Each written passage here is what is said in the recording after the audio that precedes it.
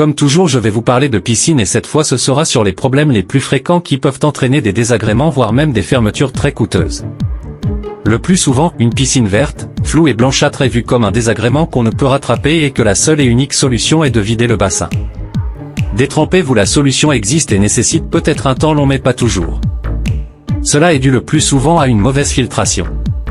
Une mauvaise filtration provient automatiquement d'un filtre à sable soit mal calibré, soit non lavé, soit colmaté par l'usure du sable et l'accumulation de certains produits chimiques injectés. Avant d'entreprendre quoi que ce soit, il faut d'abord réaliser des tests. Analyser l'eau de la piscine et définir les paramètres de base d'une eau de piscine qui sont le pH et le chlore. Il faut savoir que si le pH de l'eau qui doit se situer entre 7.2 et 7.6 est déséquilibré, le chlore se dégradera très vite. Un grand nombre d'aquaparks qui attirent des foules souffrent tous de malfaçon. Il s'agit de filtres à diatomée et d'un débordement de plusieurs bassins vers un seul bac tampon, ce qui cause évidemment une pollution de tous les bassins si un seul est pollué. Dans ce cas, il faut que chaque bassin soit pompé vers un filtre qui lui est réservé pour ensuite être dirigé vers le même bassin via un circuit fermé. L'usage d'un flocculant pour les filtres à diatomée est très déconseillé mais des flocculants appropriés existent sur le marché. Quel que soit le problème rencontré, des solutions existent mais il faut intervenir au moment de la fermeture pour y remédier et pour ne pas avoir recours à des fermetures. L'appel à des professionnels est indispensable pour un diagnostic et une réception finale d'infrastructure.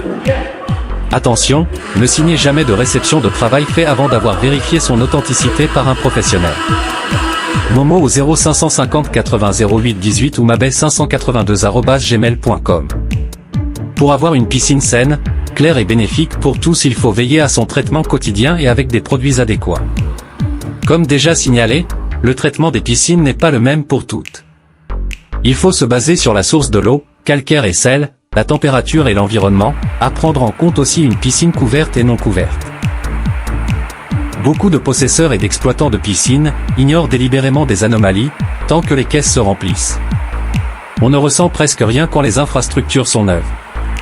Il arrivera le jour où tout se disloque et consomme toutes les recettes longtemps épargnées. Prenons exemple du calcaire, TH. Le remplissage de piscine se fait par un forage, puis ou faire appel à des citernes sources externes dont on ne sait pas la vraie origine. Du calcaire et parfois des bactéries nocives peuvent s'y infiltrer.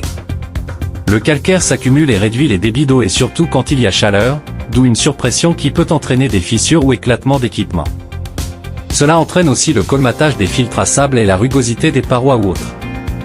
C'est pour cette raison qu'il faut veiller à une bonne eau à TH, calcaire, ne dépassant pas les 30 degrés.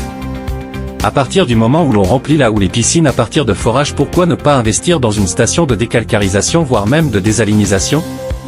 Cela va augmenter la durée de vie des équipements et infrastructures. Attention! Un surdosage de certains produits chimiques peut causer des dégâts irréversibles aux équipements et infrastructures. Pour éviter tout cela, veillez à appliquer les notices des produits imprimés sur les emballages. Et si vous constatez une inefficacité d'un produit, il faut appeler le fournisseur et demander des explications. Attention! Certains produits périmés ou sans effet sont vendus dans des emballages d'autres marques. Assurez-vous de la véracité des produits et des fournisseurs. Assurez-vous que le fournisseur peut accompagner ces produits pour prouver leur efficacité.